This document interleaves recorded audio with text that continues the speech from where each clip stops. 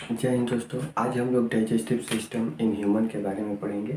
देखिए, digestive system यानी क्या है।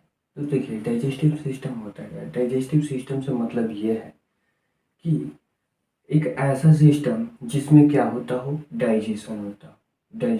तो डाइजेशन है क्या, इसके बारे में देखते हैं। तो देखिए, डाइजेशन उस चीज़ को कहते हैं, मतलब डाइजेशन एक ऐसा प्रोसेस है जिसमें क्या होता है, इसमें होता ये है कि जो बड़े फूड के पार्टिकल होंगे,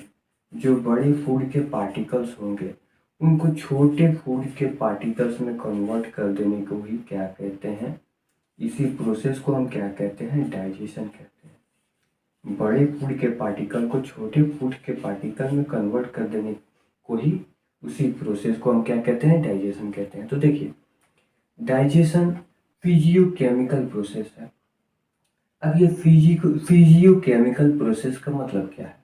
तो देखिए, फिजियोकेमिकल प्रोसेस का मतलब ये है कि फिजियो यानी क्या हुआ और केमिकल यानी क्या हुआ। तो फिजियो यानी ये हुआ कि फिजिकल, और केमिकल यानी तो केमिकल यानी रासायनिक हो गया। तो देखिए, फिजियो यानी फिजिकली किसी भी बड़े फूड के पार्टिकल को छोटे फूड के पार्टिकल में तोड़ने को ही क्या कहते हैं, फिजिकली डाइजेशन कहते हैं। और केमिकली किसी भी फूड के पार्टिकल को तोड़ने को हम केमिकली डाइजेशन कहते हैं। डाइजेशन है ना, इसमें दोनों तरह का होता है, मतलब फिजिकल भी डाइजेशन होता है और केमिकल भी डाइजेशन होता है। तो फिजिकल डाइजेशन में कैसे, मतलब क्या आ जाएगा। तो फिजिकल डाइजेशन में हम क्या करते हैं कि जैसे कि जो भी हम फूड लेते हैं, फूड का इंटेक करते हैं, फूड को इंजेस्ट करते हैं, तो उस टाइम में पहले हम क्या करते हैं कि हमारा जो आगे वाला जो टीथ होता है, इंसिजर, उससे हम कट करते हैं और उसके बाद अंदर ले जा करके ग्राइंड करते हैं। यहाँ से हमने कट किया और उसके बाद अंदर हमने ग्राइंड किया। ग्राइंड करने को ही यानी उसको थूर कुछ दिए। तो थूर कुछ देने को ही क्या कहेंगे हम, फिजिकली डाइजेशन कहेंगे, यानी फिजिकल तरीके से उसको डाइजेस्ट करना। वो हो गया। तो इसीलिए हम इस डाइजेशन जो है एक फिजियोकेमिकल प्रोसेस है, ये समझिए। अब देखिए, आते हैं माउथ पर। माउथ यानी जो फिजिकल, जो डाइजेशन का प्रोसेस है, वो स्टार्ट कहाँ से होगा, वो स्टार्ट होगा हमारा माउथ से स्टार्ट होता है। तो देखिए, तो कैविटी किसको कहते हैं, तो कैविटी कैविटी खाली स्पेस को कहते हैं। तो देखिए, जो हमारे माउथ के अंदर जो खाली स्पेस होता है उसको हम क्या कहेंगे, माउथ कैविटी कहेंगे, या फिर बक्कल कैविटी कहेंगे, या फिर ओरल कैविटी। इन तीनों वर्ड से ही जाना जाता है। तो देखिए, माउथ के बारे में कभी भी बात करेगा तो आपको कहीं से भी क्वेश्चन दे सकता है। ओरल कैविटी भी बोल देगा, बक्कल कैविटी भी बोल देगा और माउथ कैविटी भी बोल देगा। अब देखिए, ये जो माउथ हमारा है ना, माउथ कैविटी है, ये जुड़ा हुआ होता है किस चीज़ से, हमारा जो नोज होता है, नोजल कैविटी होता है, उससे जुड़ा हुआ होता है। नोजल कैविटी उससे जुड़ा हुआ होता है। अब देखिए, ये हमारा नोज वाला पार्ट हो गया और ये हमारा हो गया माउथ वाला पार्ट। तो देखिए, अब होता ये है कि यहाँ से लेकर के और पूरे यहाँ तक इपिग्लोटिस से थोड़े से ऊपर तक आता है हमारा क्या, फेरिंग्स। अब ये फेरिंग्स क्या है, फेरिंग्स वो पार्ट है, फेरिंग्स वो पार्ट है जो कि एक मतलब कॉमन पैसेज है जिसमें कि फूड भी जाता है।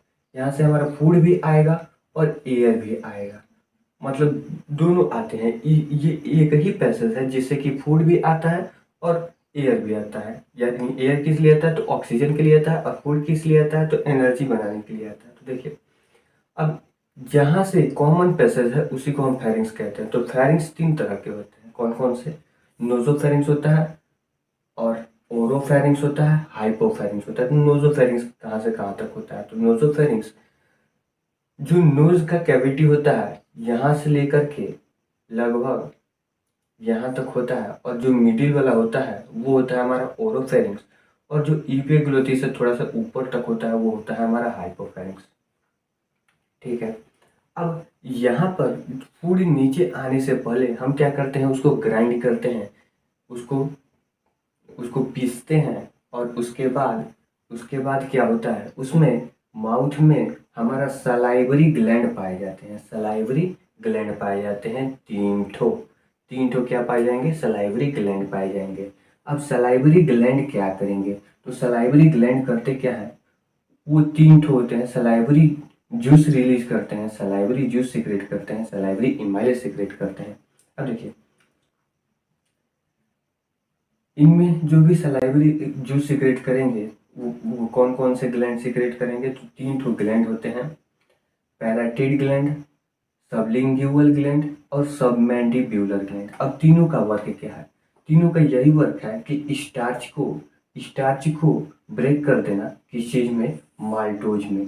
यानी स्टार्च को क्या कर देगा, ब्रेक कर देगा माल्टोज में। स्टार्च भी कार्बोहाइड्रेट का ही फॉर्म है, स्टार्च भी कार्बोहाइड्रेट का ही फॉर्म है। अब देखिए यहाँ पर क्या हो गया, स्टार्च का ब्रेकडाउन हो गया माल्टोज में, और उसके बाद यहाँ से हमारा फूड आएगा नीचे। ठीक, यहाँ से आएगा हमारा फूड नीचे। अब यहाँ पर जो हमने फूड को च्यू किया, ग्राइंड किया, तो यहाँ पे क्या बन जाता है, फूड का जो फॉर्म होता है उसको हम क्या कहते हैं, बोलस। बोलस फॉर्म कहते हैं, फूड का बोलस फॉर्म यहाँ पे होता है। तो यहाँ तक। अब इसके बाद आता है यहाँ पर हमारा इपिग्लोटिस, यानी हाइपोफेरिंक्स के बाद हमारा आता है इपिग्लोटिस। अब इपिग्लोटिस का वर्क क्या है, इपिग्लोटिस का वर्क यही है कि जो फूड ऊपर से आ रहा है, यहाँ तक तो एक पैसेज था, इसी से फूड को भी आना है और इसी से एयर को भी आना है। यानी ब्रीथिंग करने के लिए ऑक्सीजन जो है वो भी इसी पैसेज से आएगा, इसी रास्ते से आएगा। तो यहाँ पर जाहिर सी बात है कि जो फूड है वो जरूरी तो नहीं है कि इसी रास्ते में जाए, यानी ओसोफेगस में ही जाए। ऐसा भी हो सकता है कि ये विंड पाइप में भी चला जाए, यानी ट्रेकिया में भी चला जाए। तो इस चीज़ से बचाने के लिए अगर फूड जो है ये फूड जो है हमारा विंड पाइप में अगर जाएगा तो हम ऑक्सीजन नहीं ले पाएंगे, यानी ब्रीदिंग नहीं कर पाएंगे, तो इंसान की मौत हो जाएगी, इंसान का डेथ हो जाएगा। तो अब देखिए इस चीज़ से बचाने के लिए, ताकि जो फूड है वो विंड पाइप में न जाए, यहाँ पर भगवान ने हमें क्या दे दिया, एक इपिग्लोटिस मस्क्यूलर ऑर्गन होता है। ये कैसा होता है, तो एक मतलब ढक्कन की तरह होता है। जैसे कि मान लेते हैं कि जैसे कि ऊपर से अगर कोई फूड आ रहा है तो इस पर टकराता है, इपिग्लोटिस पर क्या होगा, टकराएगा, तो इपिग्लोटिस नीचे की तरफ डाउन हो जाता है। तो जैसे ही नीचे की तरफ डाउन होगा, इपिग्लोटिस जैसे ही नीचे की तरफ ऐसे डाउन होगा, तो हमारा जो फूड का जो होगा, ये हमारा और ये विंड पाइप जो होगा वो हो जाएगा क्लोज, और ओसोफेगस में यानी फूड पाइप में जो भोजन है आसानी से चला जाएगा।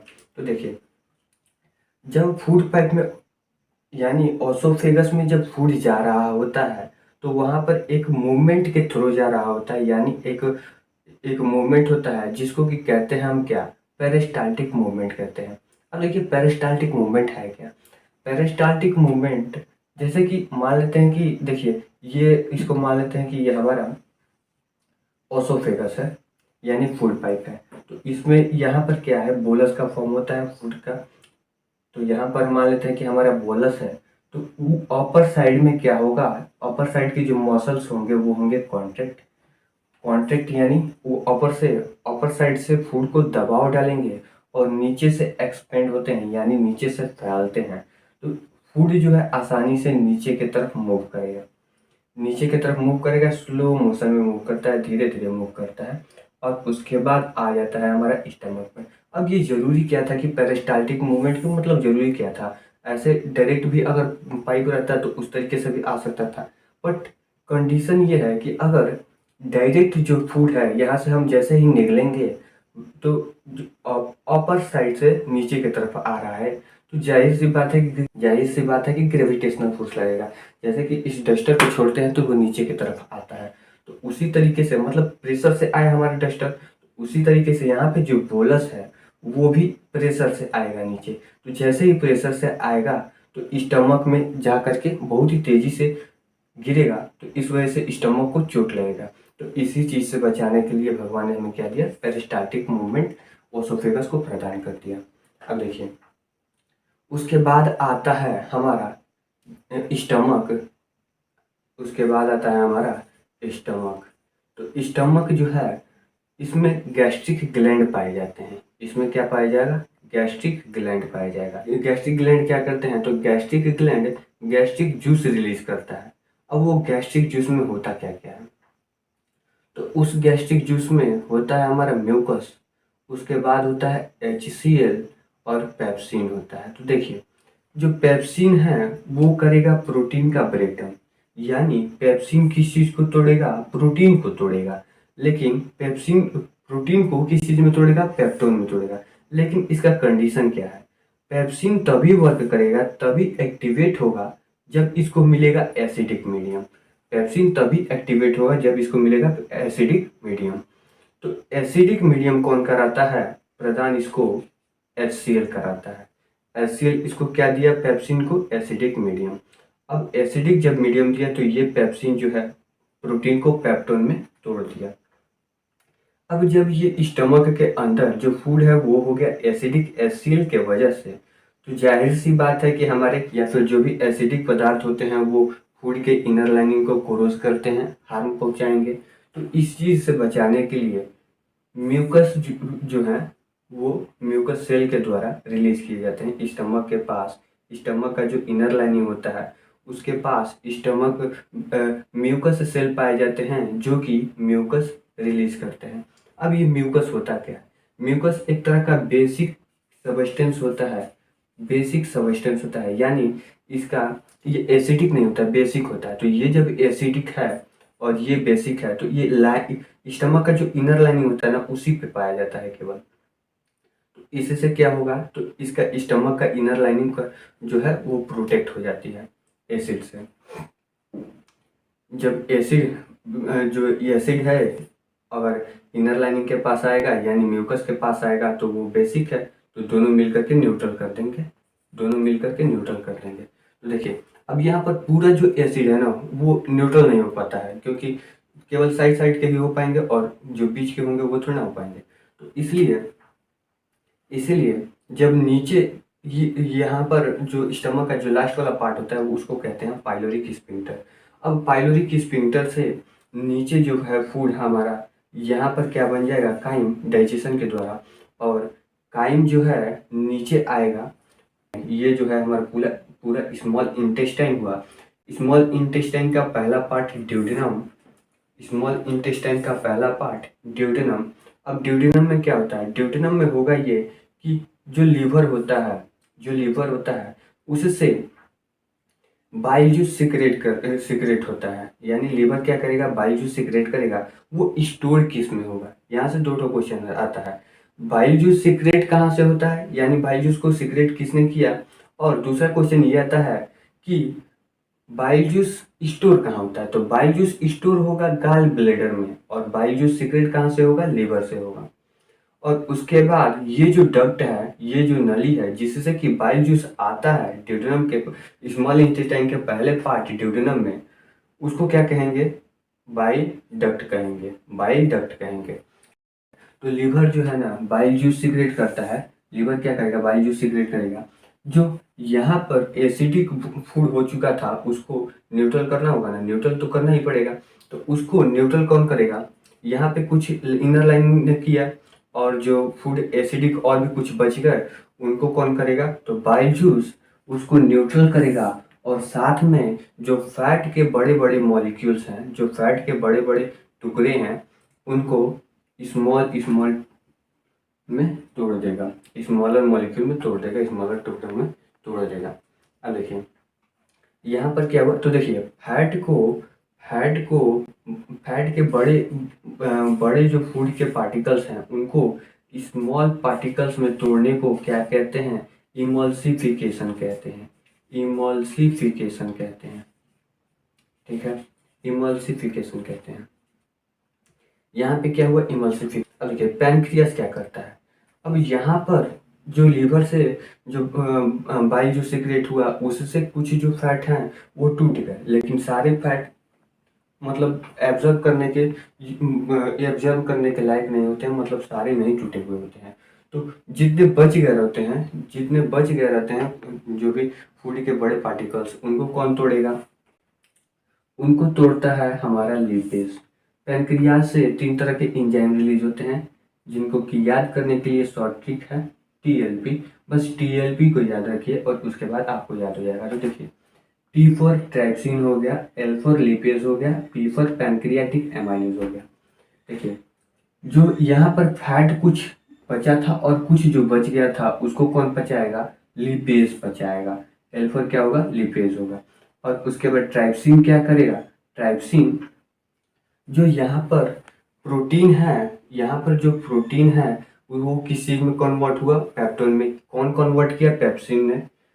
पेप्सिन ने प्रोटीन को पेप्टोन में कन्वर्ट किया। तो उस पेप्टोन को अब यहाँ पर क्या बन गया? पेप्टोन बन गया। तो पेप्टोन जैसे ही नीचे आएगा उस पेप्टोन को ट्राइप्सिन क्या करेगा? पेप्टाइड में कन्वर्ट कर देगा। पेप्टाइड में कन्वर्ट कर देगा। अब देखिए, एक और भी है जो कि है पैनक्रियाटिक एमाइलेज, पीपथ पैनक्रिया है जो कि है पैनक्रियाटिक एमाइलेज, पीपथ पैनक्रियाटिक एमाइलेज। अब पैनक्रियाटिक एमाइलेज क्या करता है?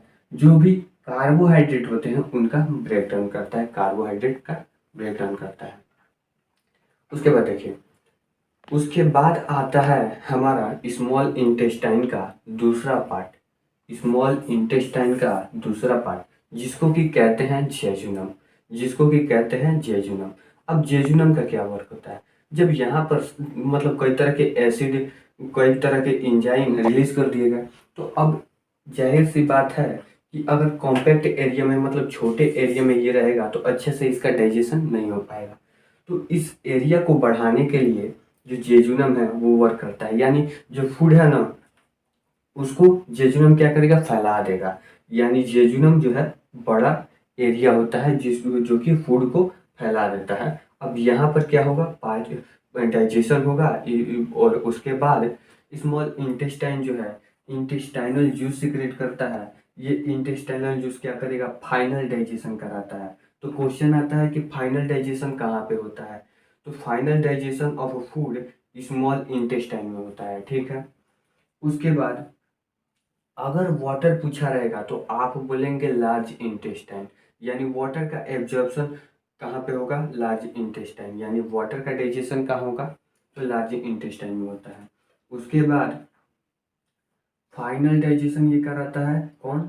Small intestine intestinal juice secrete करता है जिससे कि फाइनल डाइजेशन होता है। फाइनल डाइजेशन में क्या होता है? जो कार्बोहाइड्रेट है वो ग्लूकोज में कन्वर्ट हो जाता है और जो प्रोटीन है, यानी जो प्रोटीन यहाँ से स्मॉल इंटेस्टाइन से पच के आया था वो कन्वर्ट हो गया पेप्टाइड में पेनक्रियाज के ट्राइप्सिन के द्वारा, ट्राइप्सिन एंजाइम के द्वारा। ठीक है।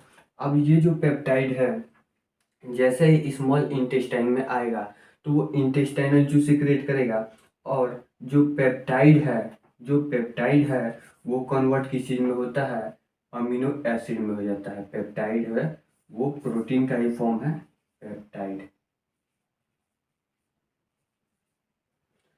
अमीनो एसिड में कन्वर्ट हो जाता है। जो फैट है वो फैटी एसिड और ग्लिसरॉल में कन्वर्ट हो जाता है। स्मॉल इंटेस्टाइन का तीसरा पार्ट जिसको कि कहते हैं इलियम, जिसको कि कहते हैं इलियम। अब इलियम क्या करता है? यहाँ पर माइक्रोविलाई पाए जाते हैं, पाए जाते हैं माइक्रोविलाई पाए जाते हैं। वो कैसे होते हैं? फिंगर लाइक प्रोजेक्शन भी कहते हैं इसको। कुछ इस तरीके की संरचना होती है। अब जैसे ही जो फूड है यहाँ से गुजरता है, जैसे ही फूड है यहाँ से गुजरता है तो यहाँ पर कैपिलरीज जो भी वेसल्स हैं उनके छोटे छोटे बहुत ही मतलब कंडेंस फॉर्म होता है यहाँ पे, ताकि जो फूड के जो छोटे छोटे पार्टिकल्स हैं उनको एब्जॉर्ब कर लिया जाए। तो उसको एब्जॉर्ब करते हैं। यानी इलियम में क्या होगा? इलियम में होता है एब्जॉर्प्शन। इलियम में क्या होगा? एब्जॉर्प्शन होता है। इलियम में एब्जॉर्प्शन होता है। उसके बाद बात आता है, देखिए फूड जो है स्मॉल इंटेस्टाइन के लास्ट वाले पार्ट के बाद, इलियम के बाद लार्ज इंटेस्टाइन के कौन से पार्ट में इंटर करता है? यानी सिक्कम, सिक्कम यानी लार्ज इंटेस्टाइन का सबसे पहला पार्ट जिसको भी कहते हैं सिक्कम, इसमें जो फूड है सबसे पहले इंटर करता है। ठीक। यहाँ पे इंटर करने के बाद गोल लाइक मतलब स्पेयर लाइक स्ट्रक्चर होता है। उसी के नीचे एक छोटा सा और भी ऑर्गन पाया जाता है जिसको कि कहते हैं अपेंडिक्स। ये वेस्टिजियल ऑर्गन हो गया, मतलब इसका कोई यूज नहीं है। लेकिन पहले के ज़माने में हम लोग भी ग्रास व्रास घास उस खाते थे तो उसमें जो है सेलुलोज, घास उसमें सेलुलोज पाया जाता था। तो उस सेलुलोज को पचाने के लिए, सेलुलोज जो है वो भी कार्बोहाइड्रेट का ही फॉर्म है, लेकिन वो जो सेलुलोज है बहुत ही उसको पचाना बहुत ही कठिन होता है। तो उस चीज़ को पचाने के लिए ही यहाँ पर होता था अपेंडिक्स। अब हम लोग जो है मांस वांस खाना स्टार्ट कर दिए और उसके बाद जो भी फूल पत्तियाँ हैं, घास फूस हैं, उनको खाना बंद कर दिए, तो इसीलिए ये धीरे धीरे छोटा हो गया। तो देखिए स्मॉल इंटेस्टाइन के इलियम के बाद जो फूड है किसमें इंटर करेगा, सीकम में इंटर करेगा। सीकम के बाद आता है हमारा लार्ज इंटेस्टाइन का दूसरा पार्ट। देखिए अब लार्ज इंटेस्टाइन के पार्ट को अगर जानेंगे तो इसमें भी मतलब नॉर्मली तो तीन ही होते हैं, बहुत ही सिंपल में अगर देखेंगे तो तीन होंगे। पहला असेंडिंग कोलन हो जाएगा, दूसरा ट्रांसवर्स कोलन हो जाएगा, और तीसरा क्या होगा, तीसरा हो जाएगा हमारा डिसेंडिंग कोलन। तीसरा हो जाएगा डिसेंडिंग कोलन फूड। और देखिए लार्ज इंटेस्टाइन का वर्क क्या है, लार्ज इंटेस्टाइन का वर्क क्या है, लार्ज इंटेस्टाइन का वर्क यह है कि लार्ज इंटेस्टाइन वाटर का एब्जॉर्प्शन करता है, वाटर का एब्जॉर्प्शन करेगा। और लार्ज इंटेस्टाइन का दूसरा नाम कोलोन भी कहते हैं, लार्ज इंटेस्टाइन का दूसरा नाम कोलोन भी कहते हैं, और लार्ज बावेल बॉवेल भी कहते हैं, लार्ज बॉवेल भी कहते हैं। और उसके बाद असेंडिंग कोलन हो गया। उसके बाद वो अपर वाला जो लार्ज इंटेस्टाइन का पार्ट होता है उसको ट्रांसवर्स कोलन कहते हैं, उसको ट्रांसवर्स कोलन कहते हैं। उसके बाद फिर जो नीचे वाला जो पार्ट होता है उसको हम क्या कहेंगे, डिसेंडिंग कोलन कहेंगे। तो देखिए जो फूड है सबसे पहले किसमें इंटर किया, सिक्कम में इंटर किया। उसके बाद असेंडिंग कोलन में गया, असेंडिंग कोलन के बाद गया ट्रांसवर्स कोलन में, ट्रांसवर्स कोलन के बाद गया डिसेंडिंग कोलन में, और डिसेंडिंग कोलन के बाद इस वाले पार्ट को यानी जो मुड़ा हुआ रहता है यहाँ से और रेक्टम से जुड़ा हुआ होता है उसको कहते हैं सिग्मोइड, उसको कहते हैं सिग्मोइड। और उसके बाद सिग्मोइड कहते हैं। और उसके बाद यानी जो फूड है सिग्मोइड में जाता है डिसेंडिंग कोलन के बाद, और उसके बाद आता है हमारा रेक्टम में, रेक्टम में आता है, और रेक्टम के बाद एनस में आता है, एनस से बाहर निकल जाता है। लेकिन रेक्टम में जैसे ही आता है यानी यहाँ पर वाटर का एब्जॉर्प्शन जैसे ही होगा, जो यहाँ पर हमारा काइम बना हुआ था यानी जो फूड है, सबसे पहले तो यहाँ पे बोलस बना हुआ था, बोलस बना हुआ था, जैसे ही नीचे आया वो स्टमक में गया तो स्टमक में काइम बन गया, और काइम में बनने के बाद स्मॉल इंटेस्टाइन में गया, स्मॉल इंटेस्टाइन के बाद लार्ज इंटेस्टाइन में वाटर का एब्जॉर्प्शन हो जाता है। तो देखिए वाटर और जो भी इम्पोर्टेंट सबस्टेंस होते हैं उनका एब्जॉर्प्शन होने के बाद वो क्या बन जाता है, काइल में बन जाता है। यानी यहाँ पे क्या बन जाएगा, जो बोलस होता है वो क्या बोला जाएगा, काइल बोला जाएगा। और उसके बाद यहाँ पे एनस होगा, एनस के बाद बाहर निकल जाता है।